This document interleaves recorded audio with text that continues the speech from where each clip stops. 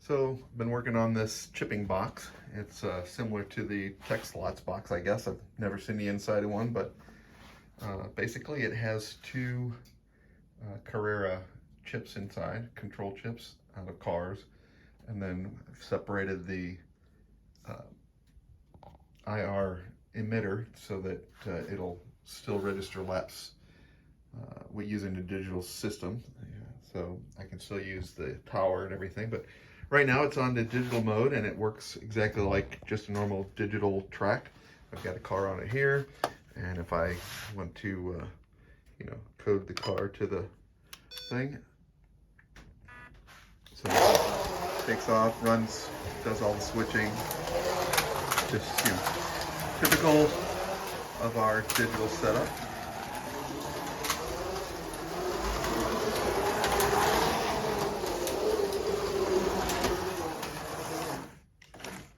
But now I can run analog cars on it, but you have to first remove your digital car from the track, and then basically you turn off the digital side here, you turn on the analog power, and then switch this to analog.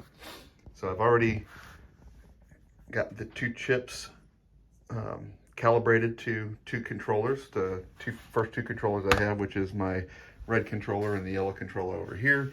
Yellow controller works the inside lane, the red controller works the outside lane, and that's kind of the downfall of my circuit, is that I can't put an X track in here in order to make vehicles change lanes. Obviously they're not going to switch lanes. You'll notice that the driver's pods are out. It's no longer charging the hand remotes, but the remotes work, the wireless remotes work with this. I can also display to the television the race using the race app that we always use.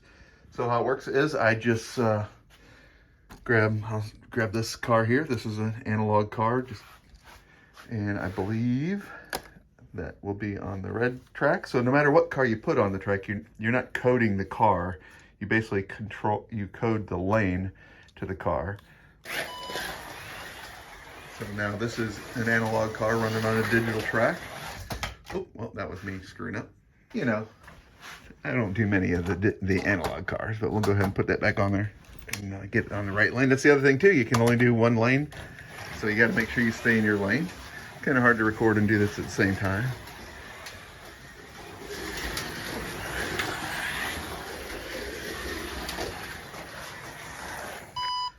So it's registered a lap. It's got a position. So the nice thing about this is I can still use the speed and braking controls that are set up for the thing. Can't use fuel because the fuel point doesn't work at this point. The only sensors that work are the sensors for the lane registration, so it knows what lap you have. So anyway, if I wanted to slow the car down or change the braking on it, I would simply just hold the red button here. This is gonna be hard to do, and it turns off the yellow side, and then I hit the speed setting that I want.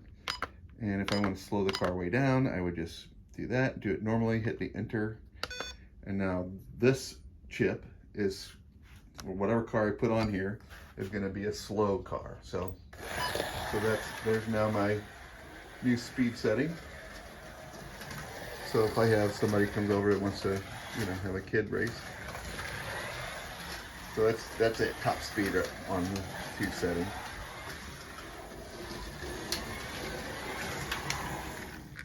So if I want to change that, I again go back to my red button here, hit that, hit the speed, control it just like I would normally, hit start.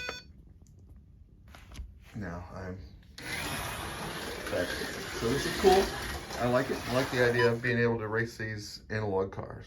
So I'll share with you guys some of the information once I get it all put together. But there's the box right there, hooked to the thing, very much like the tech slots, I guess. Not sure what they got inside, but I've got the wiring schematics for this. Oh, and this is an expansion port. So that's so that if I decide that I want to separate the track from the control unit and have the control unit where I had it before, which is at the corner of the table, I'm going to be able to use a Cat5 cable here that will control the emitter and the sensor for both lanes.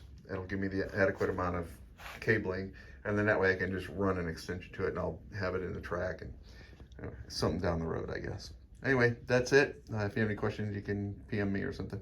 Bye.